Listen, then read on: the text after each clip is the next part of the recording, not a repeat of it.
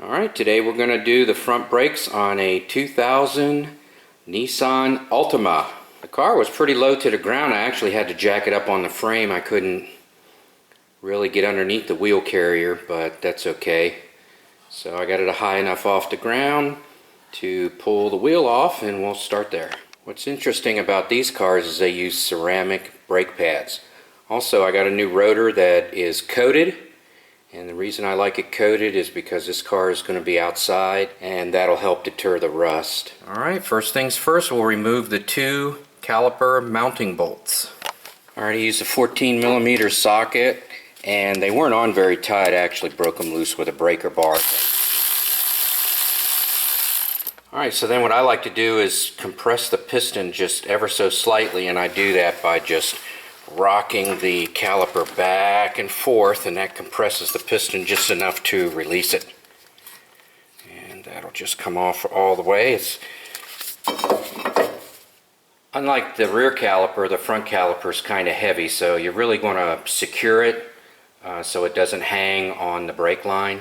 Alright, and they should just slide right out. If they don't, you can always get a screwdriver or something to pull them out with. Since we're putting a new rotor on, we're going to have to remove the caliper mounting bracket, and that is two 22mm bolts. They should be pretty tight. I'm going to use a breaker bar on them. So I have my breaker bar set up, and I'm going to break these two bolts loose. Alright, once you have them broke loose, they should just unscrew right out. Alright, they're pretty long. See, that one's out. Alright, what I want to point out on the hub right here is a lot of corrosion. This rotor should just come right off, but it's not going to. I'm going to have to beat it off with a hammer, and that's because it has corroded up around the hub.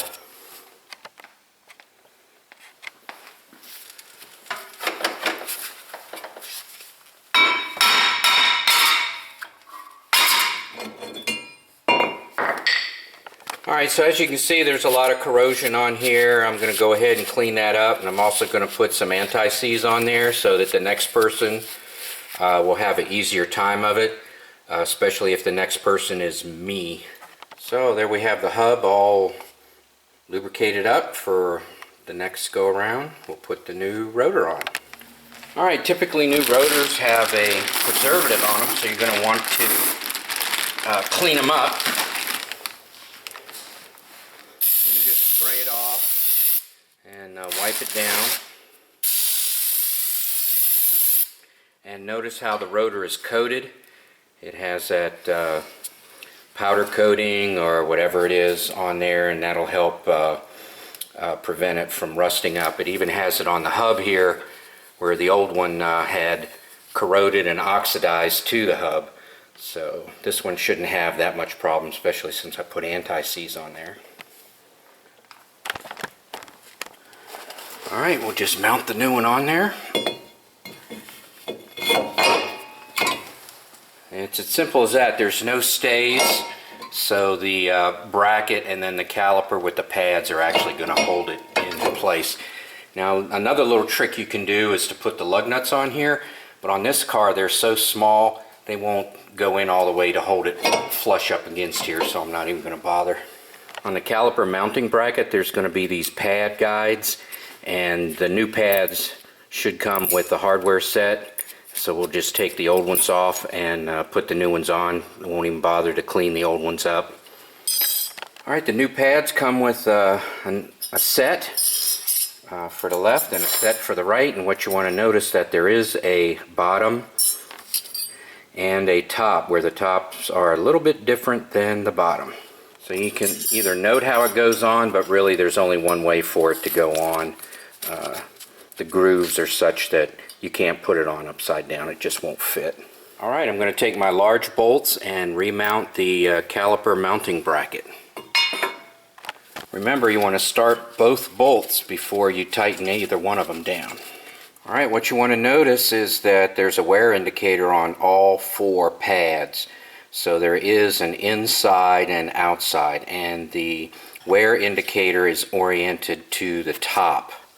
So the way you want to install these is you want to start it down at the bottom here and move it over so that the guide goes into the top. What you want to notice is that it actuates the clip here, or the anti-squeal pad, whatever you want to call it.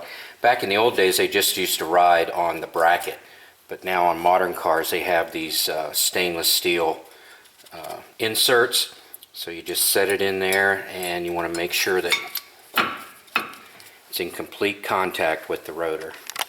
One other detail is this tab right here. I'm going to tuck it in underneath the wear indicator.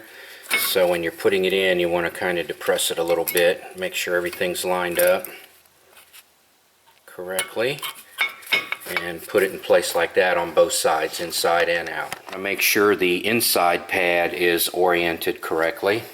Let's see. We want it up, so it's this one.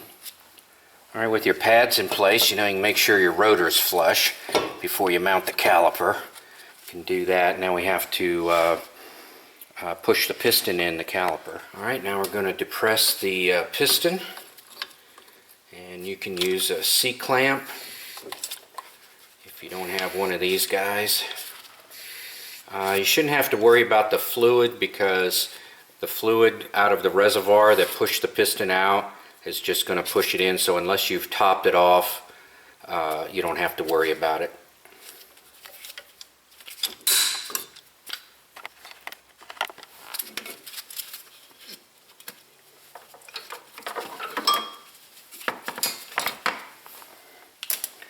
Alright, now we just place the caliper back in place, and these bolt protectors, these rubber boots that protect the bolts, make sure they aren't folded over, that they're oriented correctly.